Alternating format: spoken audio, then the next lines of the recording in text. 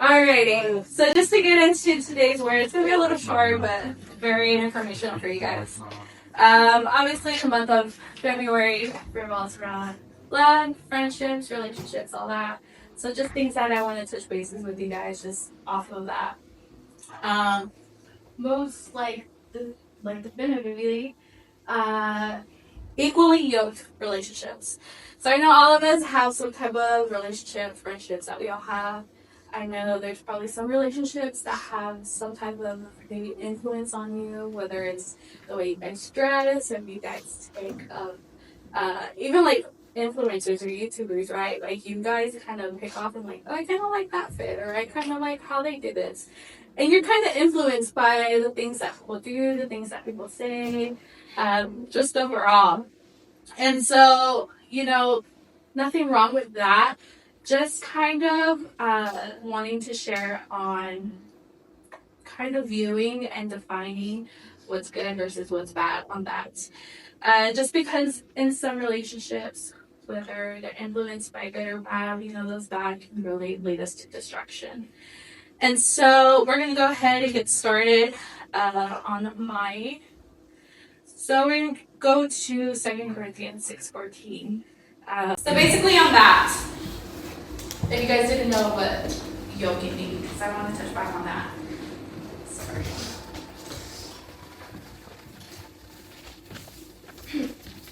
Do not be yoked together with unbelievers, for do what is righteous. With unbelief, for do what is righteous, and what do wickedness and righteous have in common? So that, to be yoked together. So, you guys kind of saw, do you guys have that definition or know what that yoke is?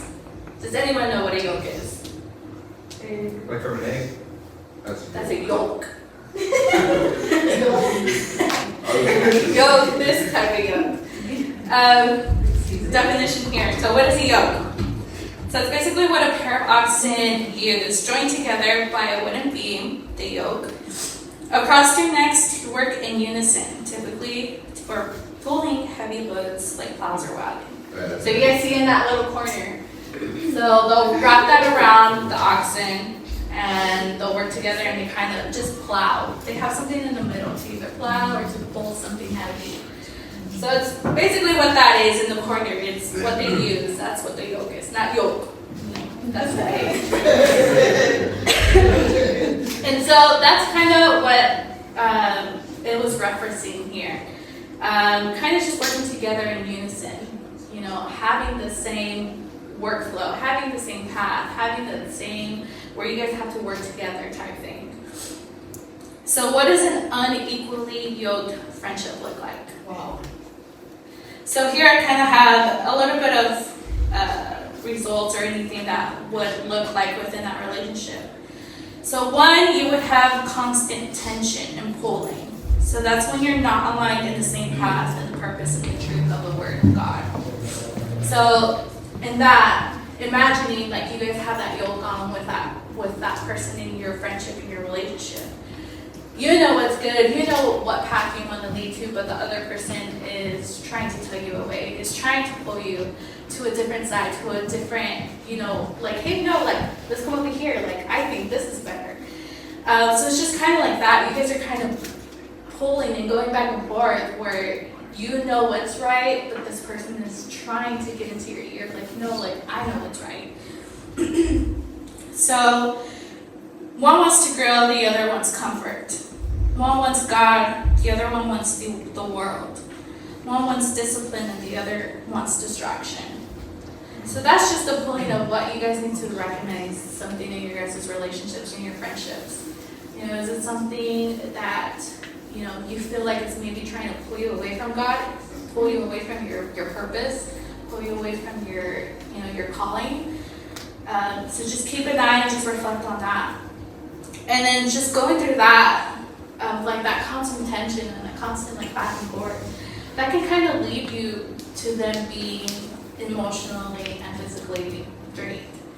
Like, I don't know if you guys have ever been in some type of situation where you're going back and forth with your friend and you just have that feeling like, I'm tired of this. Like, I don't want to deal with this. You know, you're just like emotionally drained. You're just physically drained. Like, sometimes if you wake up in the morning, you're just like, I can't even do this. Like, I can't even, I don't have the energy. I don't have the time to even be involved in this. That's what it leads to. It can lead you to confusion, to lost, hurt, misdirected. It can cause insecurity and constant conflict. So in that tension, in that pulling, when you guys are walking together, when you guys are so tied, you're letting that influence get to you. That means that you can let in confusion, where they think they're right, they know what's best, you know, but who are you going to really trust? Someone who says they know best, someone who says they know what's right, a person who has flaws, or a God, you know, that has a plan for you, that has it written out for you already. So just have a reflection on that as well. Who am I going to trust, and who am I going to be tied to? Who's going to lead me to redemption? Who's going to lead me to this path of my calling? You know, what's the benefit within everything? Because if you guys really think about it, there's really a consequence to anything, bad or good. So just look at your path and realize and reflect, like, is this person bringing life and good and truth into my life?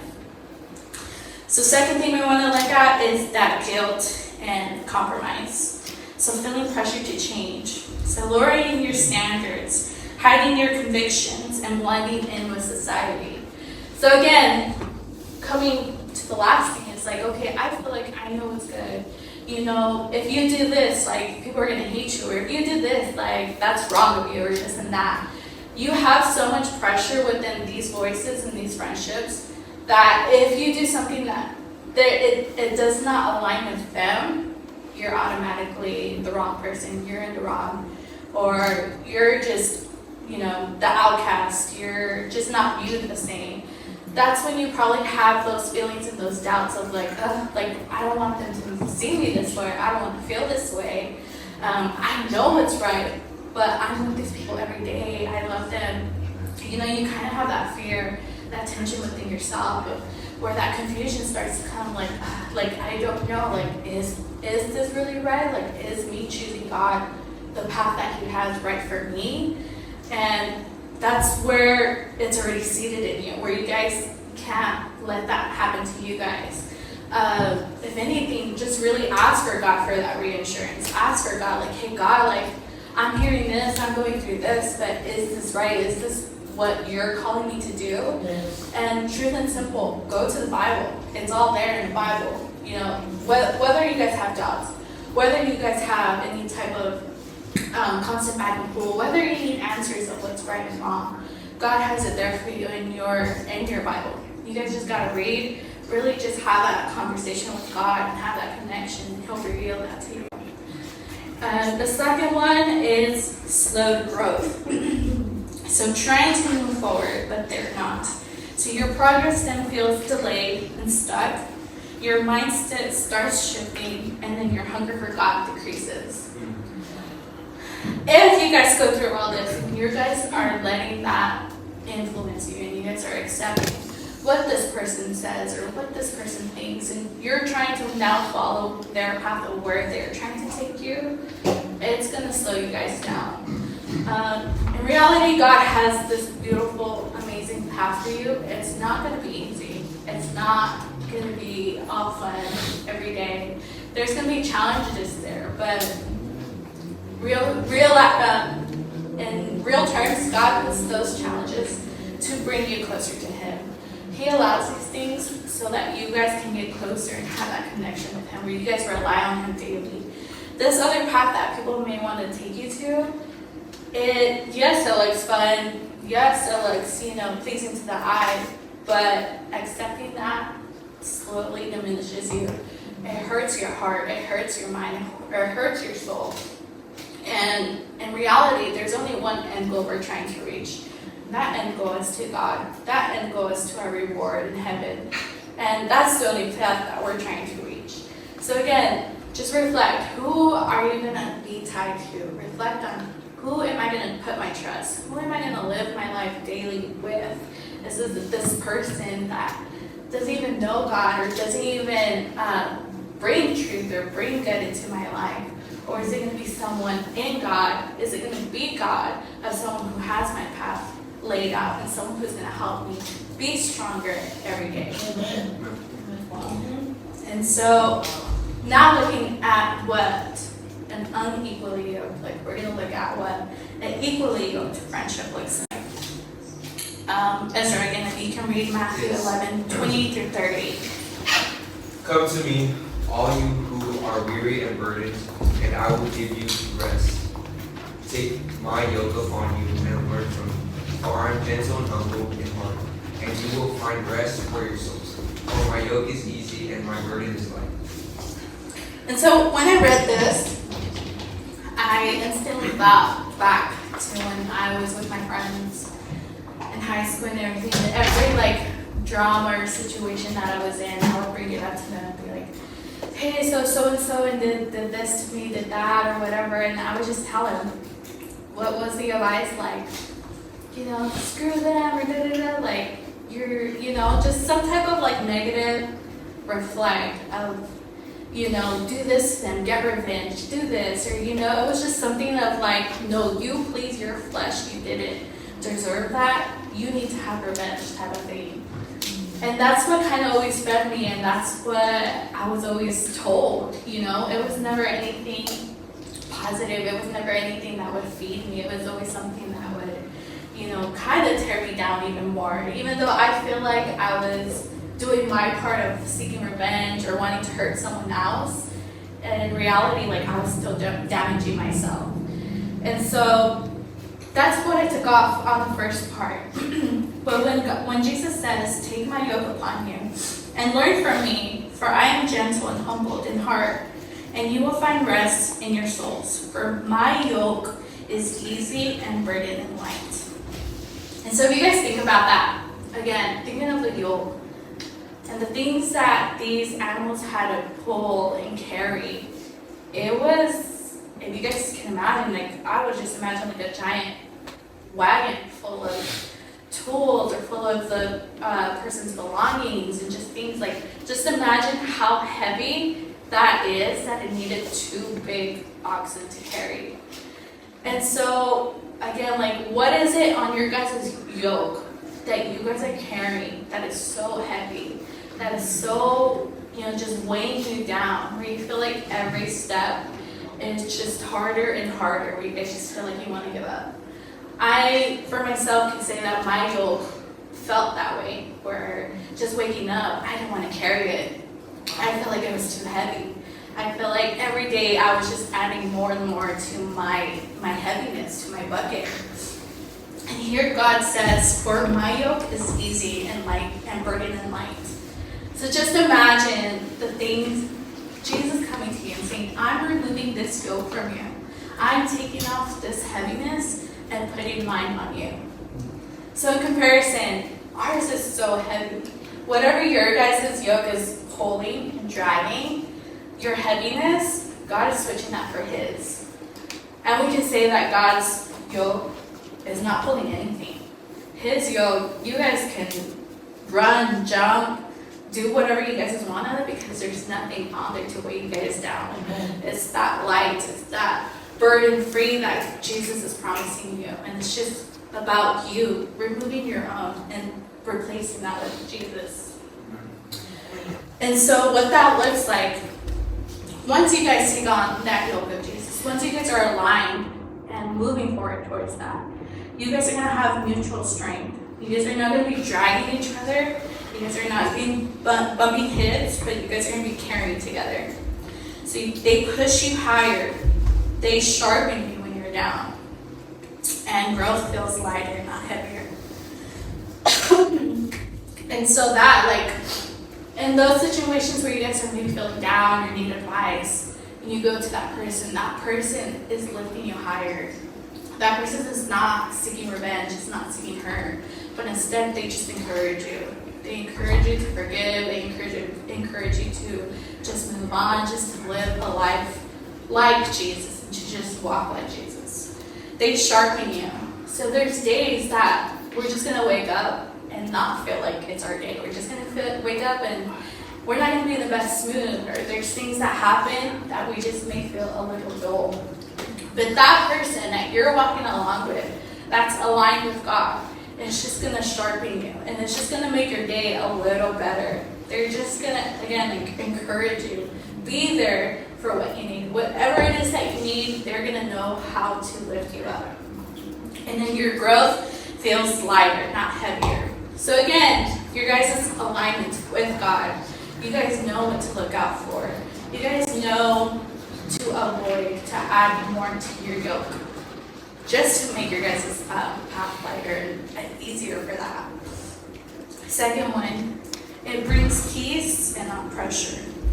So there's no convincing needed, no explanation for your boundaries, no guilt for choosing right and truth, which is God.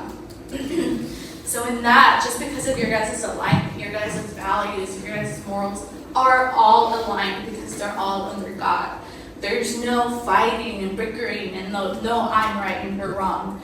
There's no, if you choose this, I'm gonna not like you anymore. If you choose that, like, you're not in my friend group no more. There's none of that because there's always an agreement. And you guys aren't just always fighting and just having these opinions, and having these opinions just bring you down and cause division. And 3, there's alignment and values. So you guys have the same direction. You guys have the same core priorities and the same goal. So again, like your guys' path that you guys are walking towards, your goal is to always walk towards Jesus. Your goal is to always act and just portray Jesus within your guys' path. Again, your path is not going to be easy. Once you guys choose, it may seem like it's even harder because there is going to come distraction. There is going to come just obstacles and trials in your guys' life. But knowing that you guys don't have your heaviness of your yoke, knowing that you guys have replaced that yoke with Jesus, knowing that you guys kind of have the answers once you seek Jesus, once you pray, once you read your Bibles, that path just becomes a little bit more easier, and the reward at the end is going to make it all worth it. And so how can I begin to apply these into my relationships? Again, choosing to walk in alignment with God. So overall, remember in your guys' relationships, in your guys' friendships, in your day-to-day, you guys are protecting your path. You guys are protecting your direction towards Jesus. And so with that, something that you guys may need to reflect on your current friendships and your current relationships, not everyone is meant to walk tied to you. You guys can have friends, you guys can have best friends, you guys can have, whatever people that you have in your life. It doesn't mean you need to walk tied to them. It doesn't mean that you need to go off everything they say. They don't need to have any type of influence on you. Just because if they're not within that right way, we just don't want you guys to walk towards destruction. Second one, connection without alignment creates exhaustion. So again, is there anything in your guys' relationships now that maybe you guys are reflecting and thinking like, every time I'm with this person, like it's always a fight, it's always just drama, it's always just, something negative. Like you're kind of like reflecting and being like, do I really want this in my life? Do I want daily negativity? Third one, friendships should not cost you your purpose. This one, I think for me really hit hard because just being with so many friends in high school and everything, I'd always get pressured. I'm like, well, why are you a Christian? Why are you this? Or why are you that? Or they would always ask me, like, well, what songs do you listen to? And they're probably expecting, like, artists that they listen to, and I would always say, like, oh, Christian music. And they'd always just give me a look, and they'll be like, oh, so you're a holy girl, And I was always known that. And just things like that where they kind of torment you, or they might, like, say things. And sometimes, like, it could get to your head, just those things where if you let it happen, like, it can maybe cost you your guys' purpose. If you let it get to you, like, oh, I don't want them saying things about me, like, I'll just kind of blend in with them and I'll do what they're doing. You know, that's where we've lost battle already. We can't let those things and those people drag us down and drag us to the wrong path there. And so, lastly, every relationship should be God-centered. Just bringing that into your life. Every relationship, it goes day to day, and that kind of goes with your day-to-day things. Your decisions, the way you speak, the way you act, everything should be revolved around God, because you guys are reflecting God. And you guys never know that maybe you are the only reflective of God your friends might be seeing. You may be the only light that they get to see. You never know, truly, you never know what your friends are going through, what they're dealing with at home. Even you guys, I know that, you know, here we come and we're so happy to see our friends and stuff, but the moment we get vulnerable, especially with our friend group, we get vulnerable, we open up, there's so much happening at homes and just within themselves. Like, you never know, like, the thoughts and the things that people curate within themselves that just need a little bit of light, just need a little bit of encouragement. So think about that. Like, yes, you know, you guys feel like you're, you know, just people and there's billions of us, but truly within your guys' light in your friend group, you may be that only light that they see. You may be that only true love that they get to feel. You know, they might not be receiving that at home. They might not be receiving that from the people that they thought they could trust. And so once they put that all on you, that's your guys' responsibility to love and to just be that light for them. Yes. Just really just reflect Jesus and reflect, you know, what that purity looks like. And really, all I can say is that they might thank you one day just for being that friend. Being that one outside, that outsider, you can say, but because you guys really truly love them, you really truly cared for them. Just because with me, you know, we have friend groups, but then once you leave school or once you grow up, like, those friends are no longer in your life. And there's probably only one or two that really stick with you. And so you really have to think and be like, okay, who am I investing my time with? Who am I walking with? Who am I going to be tied with? And so just remember, you know, to reflect. Who am I going to be tied with? Who do I need to cut off? And do I need to start changing my path to align with God? Amen? And so that's all I have for you guys today.